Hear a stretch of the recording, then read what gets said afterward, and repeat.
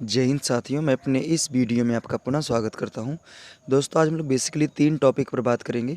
पहले नंबर समझेंगे चुंबकीय द्विध्रुव क्या है, दूसरा समझेंगे ध्रुव सामर्थ्य किसे कहते हैं और तीसरा समझेंगे चुंबकीय द्विध्रुव आघूर्ण क्या चीज़ है। तो इन तीनों चीज़ों को जानने से पहले हम लोग ये समझ लेते हैं कि चुंबक का ध्रुव किसे कहते हैं। तो चुंबक के ध्रुव की परिभाषा ये है कि चुंबक किसी भी चुंबक के किनारों पर वह स्थान जहाँ पर चुंबकीय गुण बहुत ज़्यादा मात्रा में होता है उसी स्थान को हम लोग कहते हैं चुंबक का ध्रुव। अर्थात कहने का ये है कि चुंबक का वह स्थान जहाँ पर किसी लोहे को ले जाने पर बहुत ही तेज़ी से आकर्षित हो, उसी स्थान का नाम है चुंबक का ध्रुव। और चुंबक में जो ध्रुव होते हैं बेसिकली 2 होते हैं, एक होता है उत्तरी ध्रुव, एक होता है दक्षिणी ध्रुव। ठीक है। और ये दोनों ध्रुव जो होते हैं ये मतलब ताकत में यानी शक्ति में समान होते हैं, परंतु ये विपरीत नेचर के होते हैं। यानी एक पॉजिटिव का काम करता है तो एक नेगेटिव का काम करता है। तो उम्मीद करूँगा चुंबक का ध्रुव क्या चीज़ है समझ में आ गया होगा। अब समझते हैं कि चुंबकीय द्विध्रुव क्या है। तो आपने पहले चैप्टर में यानी फिजिक्स के 12th फिजिक्स में पहले चैप्टर में आप पढ़ा होगा विद्युत द्विध्रुव क्या। उसकी परिभाषा ये थी कि जब दो समान मान के विपरीत आवेश को अल्प दूरी 2L पर रख दिया जाता है तो इस तरह की व्यवस्था को कहते हैं विद्युत द्विध्रुव। उसी तरह सेम टू सेम चुंबकीय द्विध्रुव है। इसमें क्या इसकी परिभाषा लिख देंगे आप। इसमें आप कहेंगे समान सामर्थ्य यानी समान शक्ति के दो विजातीय चुंबकीय ध्रुवों यानी अलग अलग प्रवृत्ति के चुंबकीय ध्रुवों को यदि आप अल्प दूरी पर रख देते हैं तो इस तरह की व्यवस्था जो होती है वो चुंबकीय द्विध्रुव कहलाती है। इसका सबसे अच्छा एग्जाम्पल है क्षण चुंबक। देखिए जो क्षण चुंबक होता है ये बेसिकली छोटा सा होता है और इसमें एक उत्तरी ध्रुव होता है, एक दक्षिणी ध्रुव होता है। ठीक है। और दोनों ध्रुवों की जो क्षमता होती है, ताकत होती है, वो क्या होती है, समान होती है और ये बहुत ही थोड़ी दूरी पर क्या होते हैं, रखे होते हैं। तो मान लेते हैं दोनों अल्प दूरी 2L पर रखे हैं। तो इस तरह की व्यवस्था को ही हम लोग कहते हैं चुंबकीय द्विध्रुव। तो चुंबकीय द्विध्रुव की सीधी सीधी परिभाषा ये है कि समान शक्ति के दो विजातीय ध्रुवों को यानी दो विजातीय चुंबकीय ध्रुवों को यदि आप अल्प दूरी 2L पर रख देते हैं तो इस तरह की व्यवस्था को कहते हैं चुंबकीय द्विध्रुव। अब बात करते हैं ध्रुव सामर्थ्य किसे कहते हैं। तो ध्रुव हम जानते हैं ध्रुव क्या होता है, चुंबक का ध्रुव यानी चुंबक के किनारों पर वह स्थान जहाँ पे चुंबकीय मात्रा क्या हो, बहुत ही ज़्यादा हो।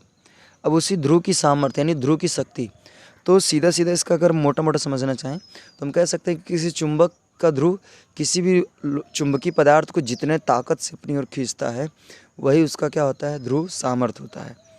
लेकिन अगर आप वैसे और स्टैंडर्ड रूप में बताना चाहें तो कैसे कहेंगे, तो आप कह सकते हैं कि चुंबकीय ध्रुवों जो होते हैं जो नहीं उत्तरी और दक्षिणी होते हैं, चुंबकीय ध्रुवों के द्वारा चुंबकीय पदार्थों को अपनी ओर आकर्षित करने की जो क्षमता होती है उसी क्षमता को कहते हैं ध्रुव सामर्थ्य। ध्रुव सामर्थ्य होता है इसको बेसिकली स्मॉल m से प्रदर्शित करते हैं। और अगर बात करें चुंबक का जो उत्तरी ध्रुव होता है तो उसका ध्रुव सामर्थ्य धनात्मक m होता है, जबकि बात करें दक्षिणी ध्रुव जो होता है इसका ध्रुव सामर्थ्य -m होता है। तो यानी चुंबक के उत्तरी ध्रुव का जो ध्रुव सामर्थ्य होता है उसको +m से दिखाते हैं और दक्षिणी ध्रुव का जो ध्रुव सामर्थ्य होता है उसको माइनस। देखिए यहाँ पे प्लस माइनस ये बताना चाहता है कि इनका जो नेचर है वो अपोजिट प्रवृत्ति का है।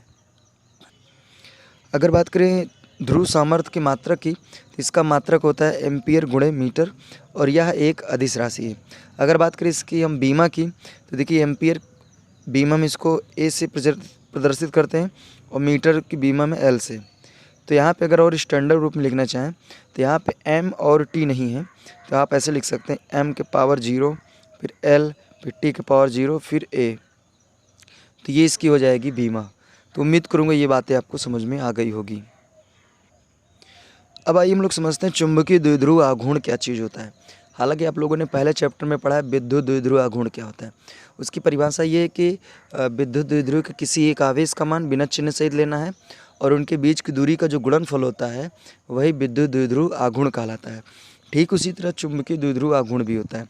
इसमें परिभाषा में आप देंगे ये कहेंगे कि जो चुंबकीय द्विध्रुव होता है इसके किसी एक ध्रुव की ध्रुव सामर्थ्य यानी बिना चिन्ह सहित लेना है और उनके बीच की दूरी जो 2L होती है उनका जो गुणनफल होता है वही चुंबकीय द्विध्रुव आघूर्ण कहलाता है।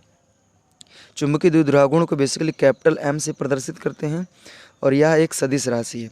अगर बात करें इसकी मात्रक की तो इसका मात्रक होता है एम्पियर गुणे मीटर स्क्वायर। अगर लगे हाथ इसकी बात करें बीमा की तो इसकी बीमा हो जाएगी m के पावर 0 l स्क्वायर टी के पावर 0 और ए, ये इसकी बीमा हो जाएगी। अगर बात करें इसके फार्मूले की, तो यहाँ पे इसका फार्मूला देखिए, चुंबकीय द्विध्रुव आघूर्ण को एम से, कैपिटल एम से प्रदर्शित करते हैं। तो इसमें ये कहा जा रहा है कि चुंबकीय द्विध्रुव के किसी एक ध्रुव की ध्रुव सामर्थ्य बिना चिन्ह सहित लेना, चाहे वो आप उत्तरी का ले सकते हैं, चाहे वो आप दक्षिणी का ले सकते हैं, लेकिन चिन्ह सहित नहीं लेना है। तो किसी एक ध्रुव का ध्रुव सामर्थ्य और उनके बीच का जो गुणनफल, उनके बीच की जो दूरी है, उन्हीं का गुणनफल ही क्या कहलाता है, ध्रुव चुंबकीय द्विध्रुव आघूर्ण कहलाता है। तो इसको फाइनली और अच्छे से लिखना चाहें तो m बराबर 2ml। ठीक है, तो उम्मीद करूँगा यहाँ तक हमारी बातें आपको समझ में आ गई होगी। आइए हम लोग कुछ विशेष स्थितियों पर बात करते हैं। पहली विशेष स्थिति ये है कि यदि किसी क्षण चुंबक को हम लंबाई के 2 बराबर भागों में विभाजित करें, तो प्रत्येक भाग का जो ध्रुव सामर्थ्य होता है, यानी जो m होता है, वो अपरिवर्तित होता है। अपरिवर्तित का मतलब बदलता नहीं है। यानी जैसे एग्जांपल में समझिए, जैसे इतना बड़ा मान लीजिए कोई चुंबक है और हमने इसको क्या किया, बीच से तोड़ दिया, यानी ब्रेक कर दिया, तोड़ दिया, तो ये चुंबक आधा हिस्सा ये हो गया, आधा हिस्सा ये हो गया। तो जितना ध्रुव सामर्थ्य इधर उत्तरी वाले का था, सेम वही इन दोनों का भी ध्रुव सामर्थ्य होगा उत्तरी का, और जितना ध्रुव सामर्थ्य इधर वाले दक्षिणी का था, सेम वही इन दोनों में जो दक्षिणी होंगे उनका भी ध्रुव सामर्थ्य वही होगा। अर्थात कहने का सीधा सीधा सा मतलब ये है कि अगर जैसे मान लीजिए कोई चुंबक है, अगर ये वाला उत्तरी वाला जो ध्रुव है किसी भी लोहे को जितने ताकत से खींच रहा है, अगर इसको आप लंबाई के अनुसार आप 2 टुकड़ों में तोड़ देते हैं, तब भी इनकी ध्रुव सामर्थ्य अपरिवर्तित होगी। यानी जितने ताकत से इसका उत्तरी खींच रहा था, उतनी ही ताकत से इनका भी उत्तरी ध्रुव जो है वो खींचेगा। अर्थात इनकी जो ध्रुव सामर्थ्य है वो कम नहीं होगी, ये कहने का अर्थ है। और दूसरा जो विशेष स्थिति है, इसमें यदि क्षण को उसकी चौड़ाई के अनुदिश, यानी जैसे इसमें लंबाई के अनुदिश काटा गया था, अब अगर यदि चौड़ाई के अनुदिश काटा जाए, तो इस स्थिति में क्या होता है कि लंबाई में कोई परिवर्तन नहीं होता है, जबकि ध्रुव सामर्थ्य क्या होता है, आधा हो जाता है। अर्थात कहने का ये है, जैसे मान लीजिए सपोज दैट ये कोई चुंबक है, ये चुंबक का उत्तरी ध्रुव है, ये क्या है, दक्षिणी ध्रुव है।